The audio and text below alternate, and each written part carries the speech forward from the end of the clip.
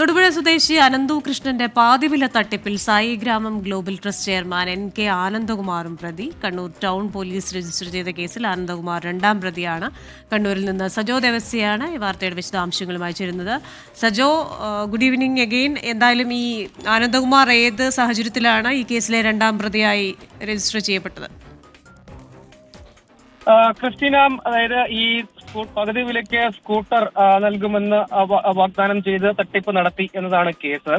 അതിൽ കണ്ണൂരിൽ കണ്ണൂരിലെ സീഡ് സൊസൈറ്റിയുടെ സെക്രട്ടറി ആയി പ്രവർത്തിക്കുന്ന മോഹനൻ എന്നയാൾ നൽകിയ പരാതിയാണ്. ആ പരാതിയിലാണ് ഇപ്പോൾ ഒരു കേസ് എടുത്തിരിക്കുന്നത്. ആ കേസിൽ അനന്തു കൃഷ്ണൻ ഒന്നാം പ്രതി.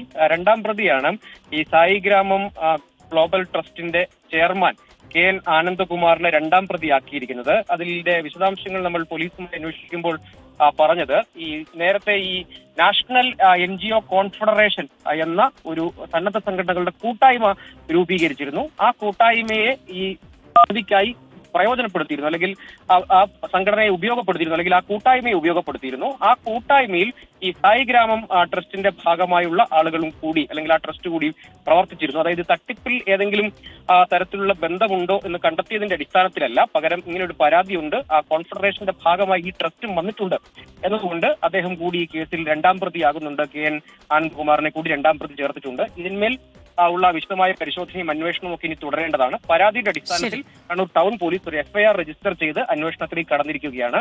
3 കോടിയോളം രൂപ ഈ സെക്രട്ടറിയുടെ പരാതിയിൽ 494 പേരെ കണ്ണൂർ ടൗൺ പോലീസ് സ്റ്റേഷന്റെ പരിധിയിൽ നിന്ന് മാത്രം ഇതിൽ ചേർക്കുകയും അവർക്ക് ആ ഗുണഭോക്താക്കൾക്ക് ഈ സ്കൂട്ടർ ലഭിക്കാതെ വരികയും ചെയ്തു. അതിന്റെ അടിസ്ഥാനത്തിൽ പരാതി നൽകി എന്നാണ് ഈ പരാതിക്കാരൻ അവകാശപ്പെടുന്നത്. പക്ഷേ ഈ പരാതിക്കാരനും ഈ ആളുകളിൽ നിന്ന് പണം പിരിച്ച് ഈ അനന്തു കൃഷ്ണന്റെ സ്ഥാപനത്തിലേക്ക് കൈമാറാൻ നേതൃത്വം കൊടുത്ത ആളാണ്. അതുകൊണ്ട് ഇതിൽ വിശദമായ പരിശോധനയും അന്വേഷണവും ഒക്കെ ഈ കാര്യത്തിലും ഉണ്ടാകേണ്ടതാണ്. ഇതേ മോഹനെതിരെ പണം നൽകിയ ആളുകളും പോലീസിൽ പരാതി നൽകിയിട്ടുണ്ട്. അതിന്മേൽ കേസെടുത്തിട്ടില്ല, പക്ഷേ അതടക്കമുള്ള കാര്യങ്ങൾ പരിശോധിക്കുന്നുവെന്നാണ് പോലീസ് പറയുന്നത്.